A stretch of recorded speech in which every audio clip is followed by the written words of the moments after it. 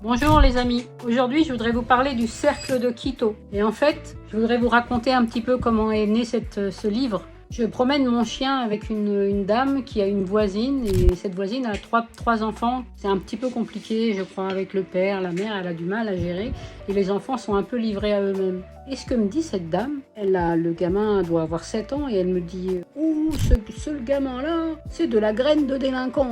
Je te le dis, c'est de la graine de délinquant. » Oh là là, ça m'est resté dans le crâne, dans l'esprit, ça tournait en boucle et je me disais comment est-ce qu'on peut définir un enfant de 7 ans et l'enfermer dans une étiquette et être persuadé que c'est déjà de la graine de délinquant.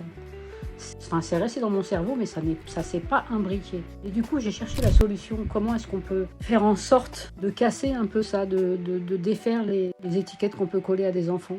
Et surtout, sachant que quand on fait de l'hypnose, vous savez, le cerveau, je vais vous la faire courte, en fait, l'enfant est en mode alpha, en fait. Tout ce qu'on lui dit, il le happe, il l'avale. C'est comme des éponges ambulantes. Et du coup, à force de répéter des choses aux enfants, les enfants les prennent pour eux, les font leur et croient que c'est ça, c'est comme ça qu'on construit notre identité. Et alors non, mon Dieu, ce petit gamin à 7 ans, il n'est pas forcé de devenir un délinquant. Et c'est comme ça qu'est né le cercle de Quito. Quito, c'est une petite hyène dans la savane qui, pareil, avec un rire qu'elle a un petit peu, qui défait les...